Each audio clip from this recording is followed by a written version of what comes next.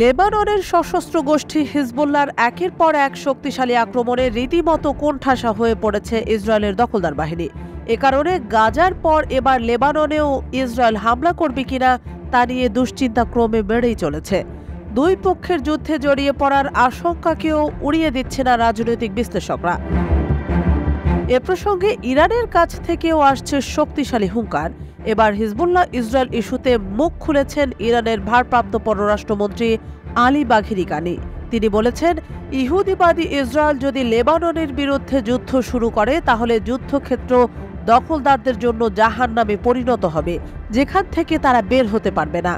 ইরানের পররাষ্ট্রমন্ত্রী লেবাননের ইসলামী প্রতিরোধ আন্দোলন হিজবুল্লাহকে ইহুদিবাদী ইসরায়েলের বিরুদ্ধে শক্তিশালী খেলোয়াড় হিসেবে প্রশংসাও করেছেন।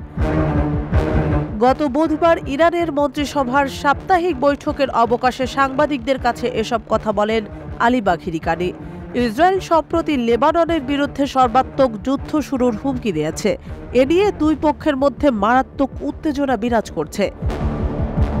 আলী বাঘেরি কানি বলেন, লেবাননের প্রতিরোধ আন্দোলন খুবই শক্তিশালী ভূমিকা পালন করেছে, যা আন্তর্জাতিক এবং কূটনীতির ক্ষেত্রে ব্যাপক প্রতিরোধ সৃষ্টি করেছে। যুদ্ধ শুরু হলে লেবানন নিশ্চিতভাবে দখলদার ইসরায়েলের জন্য জাহান্নামে পরিণত হবে, যেখান থেকে তারা বের হতে পারবে না।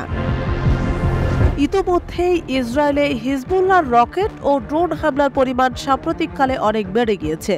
দখলদার ইসরায়েলের বিরুদ্ধে হিজবুল্লাহর শক্তিশালী প্রতিরোধ ও হামলা নেতানিয়াহুর রাতের ঘুম হারাম করে দিয়েছে।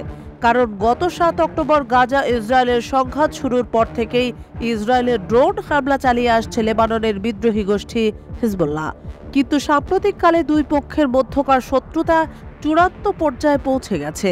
এর ফলে ইসরায়েল লেবানন সীমান্তে বড় ধরনের সংঘাত সৃষ্টির আশঙ্কায় চরম উত্তেজনা বিরাজ করছে মধ্যপ্রাচ্য অঞ্চলে।